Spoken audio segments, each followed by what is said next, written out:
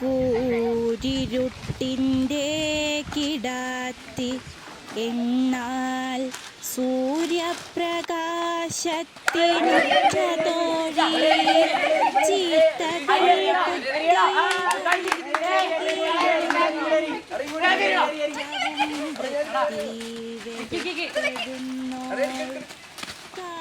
ഇതിനെക്കൊണ്ട് വലിയ ശല്യായല്ലോ. അങ്ങോട്ട് മാറിപ്പോ എന്റെ മുത്തശ്ശി. ഇനി ഞങ്ങളെ കളിയൊക്കെ കഴിഞ്ഞിട്ട് മതി എനിക്ക് കൂടുതലൊക്കെ. കളിയിൽ രസം പിടിക്കണ നേരത്തെ ഓരോരോ അടങ്ങേറുണ്ടാക്കുക ഓരോന്ന് കയറി വന്നോളൂ. അങ്ങനെയൊന്നും പറയല്ലേ നീ. നമ്മൾ എന്തായാലും കളി നിർത്താൻ പോവല്ലേ.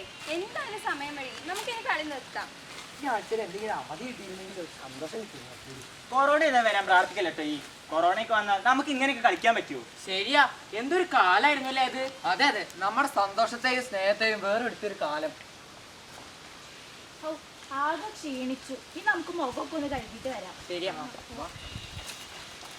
ചീത്തകൾ കൊത്തി വലിക്കുകയും ഏറ്റവും വൃത്തി വെടുപ്പെഴുന്നോൾ കാക്ക.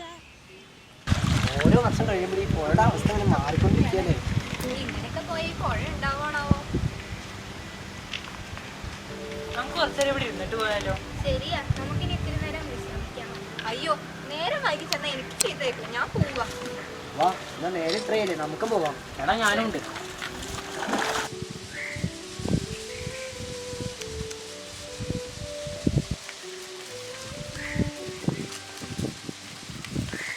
എന്താണ് അവരൊന്നും കാണാത്ത?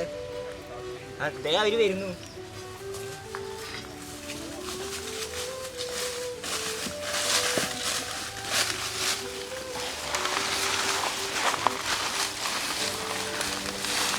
വാടാ, നമുക്ക് കളിക്കാം.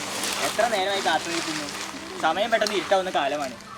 ഇനിയിപ്പോ കളിക്കാൻ തുടങ്ങി ഓരോരോ ഇടങ്ങേറ് കയറി വന്നോളൂ. അത് പറഞ്ഞപ്പോൾ ഓർത്ത് ആ പ്ലാസ്റ്റിക് ഒക്കെ പറക്കി കിടക്കണം. മുത്തശ്ശീനെ ഒന്നും കണ്ടിട്ടില്ലല്ലോ. നിങ്ങളൊക്കെ ഓരോന്ന് പറഞ്ഞാൽ മുത്തശ്ശിയെ കളിയാക്കുന്നില്ലേ? നിങ്ങൾക്കറിയോ? അറിയാം.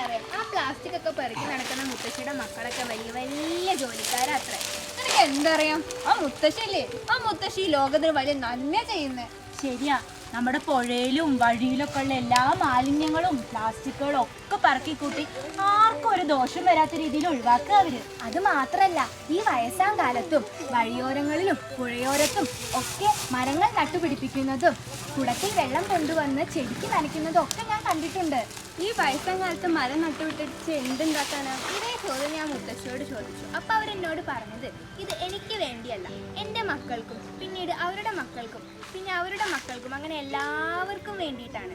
അപ്പോ എത്ര നല്ല മനസ്സല്ലേ നമ്മുടെ മുത്തശ്ശിക്ക്. അപ്പോ നമ്മുടെ ഈ പ്രകൃതിക്ക് ദോഷം വരുന്നതൊന്നും നമ്മൾ ചെയ്യാൻ പാടില്ല, അല്ലേ?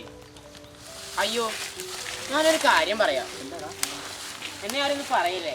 ഞാൻ ഇന്നലെ കളി കഴിഞ്ഞ് പോകുമ്പോ വീടിന്റെ പുറകിലൊരു പൂച്ച ചത്ത് കിടക്കുന്നു. അച്ഛൻ വീട്ടിലില്ലല്ലോ, അതുകൊണ്ട് ഞാൻ അതിനെടുത്ത് പുഴയിലേക്ക് പോണ വഴിയിലിട്ടു. അയ്യേ, അതിപ്പോ അവിടെ കടന്ന് ചീന് നാറുന്നുണ്ടാവില്ലേ? ആളുകൾക്ക് ആ വഴി കൂടെ നടക്കാൻ പോലും പറ്റുണ്ടാവില്ല. ശരിയാ, നമുക്കെന്താ ഇനി കളിക്കണ്ട, അവിടെ പോയി നോക്കിയാലോ?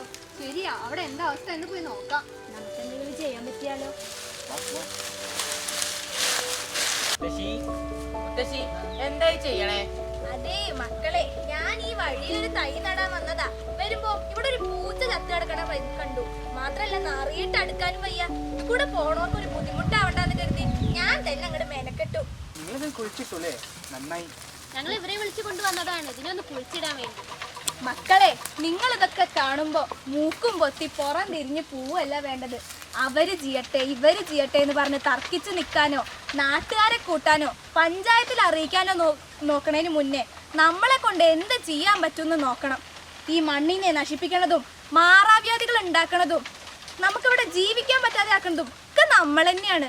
ശരിയാ മുത്തശ്ശി, നമ്മളെല്ലാവരും വിചാരിച്ച ഈ നാട് രക്ഷപ്പെടും. അതെ അതെ മുത്തശ്ശി, എന്നോട് ക്ഷമിക്കണം. ഞാനായി പൂച്ചയെ ഇവിടെ കൊണ്ടുവന്നിട്ടത്. സാരല്ലേ കുട്ടിയെ, തിരിച്ചറിവാണ് നമുക്ക് എല്ലാവർക്കും വേണ്ടത്. അതിപ്പോ മനസ്സിലായില്ലേ? എന്നാലേ ഞാൻ വന്ന കാര്യം നടന്നില്ല. നമുക്ക് എല്ലാവർക്കും കൂടി ഈ മരത്തെ ഇവിടെ നടാം. ഇത് വളർന്ന് വലുതാകുമ്പോ ഇതുണ്ടാക്കുന്ന തണലും തണുപ്പും ശുദ്ധവായും നമുക്ക് എല്ലാവർക്കും ഗുണം ചെയ്യട്ടെ. വാ മക്കളെ, നിങ്ങൾ കുട്ടികൾ തന്നെ ഈ തൈ ഇവിടെ നടാം.